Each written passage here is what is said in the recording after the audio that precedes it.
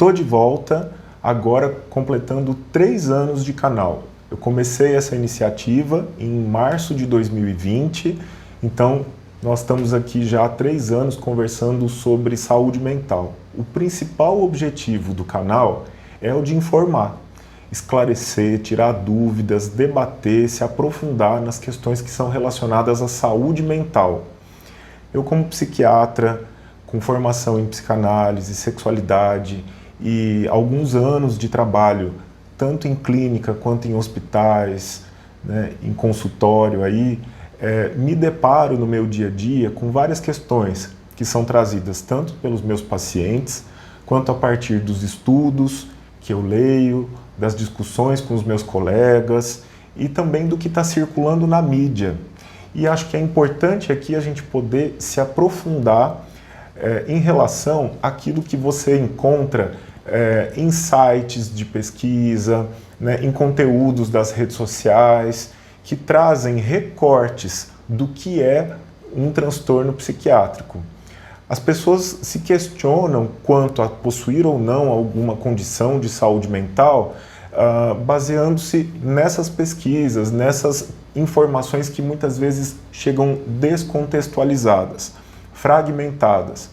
E aí, uma simples alteração de humor pode se tornar uma depressão, né? Pode ser entendida como uma depressão, ou situações de ansiedade que são normais da vida já são tomadas como patológicas. Já recebi de algumas pessoas alguns pedidos, né, para que eu esclarecesse se ela tem algum transtorno, como hiperatividade, autismo, bipolar, borderline, por conta de algum conteúdo que ela acessou no TikTok, alguma matéria que ela viu na TV, né, ou daquilo que vai sendo conversado e vai virando de uso popular, né? Então, a ideia aqui é a gente poder aprofundar e, para você entender o que é um diagnóstico em saúde mental, a gente poder entender primeiro o que é, afinal, saúde mental. Claro que se você tiver uma dúvida, né, um sintoma, alguma dificuldade, algum prejuízo, você deve procurar auxílio, né, ajuda médica para passar por uma avaliação e assim receber as orientações e o tratamento adequado. Aqui a gente está fornecendo informações para você poder procurar, inclusive, ajuda se for o caso. Mas nós vamos falar aqui do conceito de saúde mental.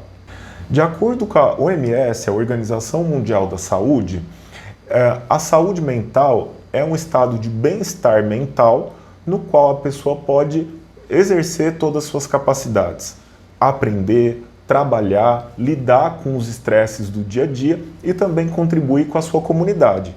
Além disso, ela traz na definição outra parte aqui, olha, a saúde mental é parte do que sustenta as capacidades individuais e coletivas das pessoas para tomar decisões, estabelecer relações e moldar o mundo.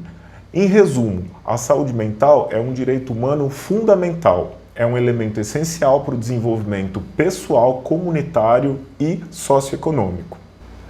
Esse conceito de saúde mental foi sendo construído ao longo da história e sofreu influência de diversos aspectos, de fatores sociais, culturais, dos saberes médicos, até mesmo de outros campos do saber, como a filosofia, a sociologia e as ciências humanas de modo geral.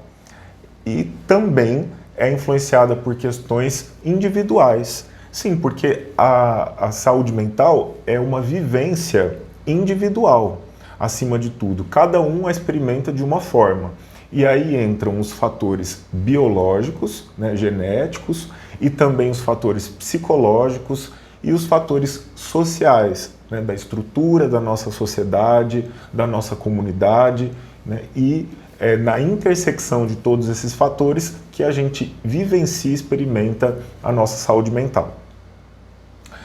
Além da genética, outros fatores importantes são as características de temperamento e de personalidade, e aí, dentro disso, as habilidades emocionais, ou seja, os recursos que cada um tem para lidar com dificuldades e estresse durante a vida, a exposição né? No ambiente, há situações adversas como violência, abuso físico, abuso sexual e também o uso de substâncias, álcool e outras drogas, né? Essas condições, elas podem tornar uma pessoa mais ou menos vulnerável, dependendo da exposição, a uma condição de saúde mental, tanto no desenvolvimento quanto na vida adulta. Quando a gente pensa no adoecimento, nós temos que identificar quais são os fatores protetores e os fatores de risco, ou seja, aqueles que diminuem ou aumentam a chance de alguma condição em saúde mental. E aí, dentro dos fatores protetores, as questões relacionadas ao bem-estar social, que é você viver num bairro seguro, com condições de saneamento, limpeza e segurança garantidas, o acesso à educação, à saúde como um todo, a lazer, a cultura, né? Tudo isso representa uma proteção para o indivíduo em termos aí de estrutura social.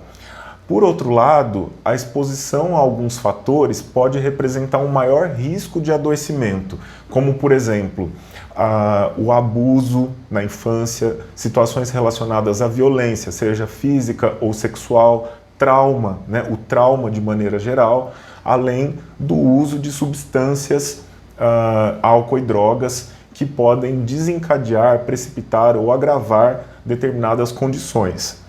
Isso tendo por base, né, uma predisposição genética, né, alguns indivíduos herdam uma maior predisposição a determinadas condições ou transtornos e também características de personalidade, né, que são o temperamento, a maneira como a pessoa experimenta as emoções, como a pessoa lida com os estresses, as habilidades mesmo, as capacidades emocionais.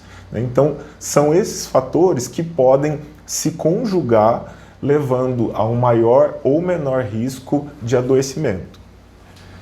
Então, disso que eu falei, a gente conclui que o Brasil é um país no qual seus habitantes têm um risco elevado de adoecimento, porque essas condições não estão para todos, né? Nós temos questões relacionadas à segurança, a desigualdade no acesso à saúde, à educação, né? Além de questões relacionadas à violência urbana, nos grandes centros principalmente, mas hoje em dia espalhadas por todo o país, sem falar nas questões econômicas. E aí eu coloco também as de trabalho.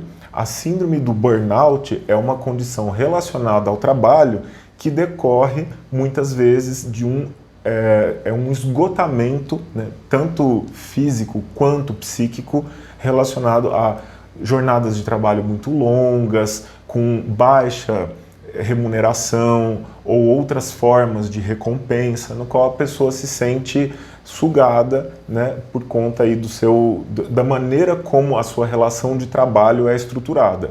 Então, só para a gente fechar esse panorama trazendo para a realidade brasileira.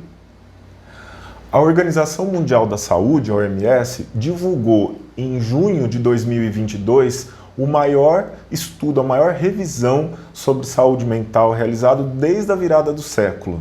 E ela identificou que quase 1 bilhão de pessoas apresentam algum transtorno mental.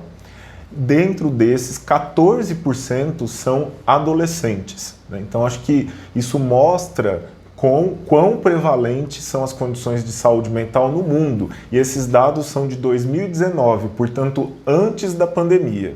Então, os desafios globais, como as desigualdades sociais, a própria pandemia de Covid-19, as guerras, né, com esses milhões de refugiados que a gente vê nos noticiários, e também a crise climática, essas questões relacionadas às mudanças climáticas, elas representam uma ameaça à saúde global.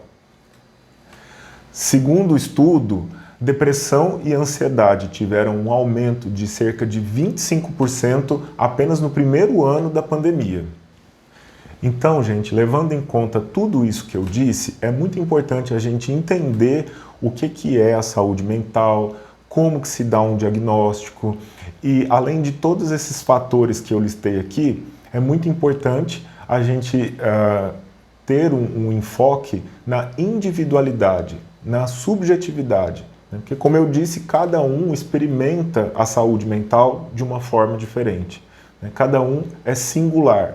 Então, por mais que para um diagnóstico ser feito, existam critérios, né, sintomas que têm que ser presentes por um determinado período de tempo, né, e esses sintomas eles são identificados dessa ou daquela maneira, né, isso é muito importante, claro, mas o diagnóstico é muito complexo, né, é algo complexo, não é algo que se faz somente por meio da presença de algumas características, alguns traços ou alguns fenômenos que podem estar presentes em muitos de nós, em boa parte da população.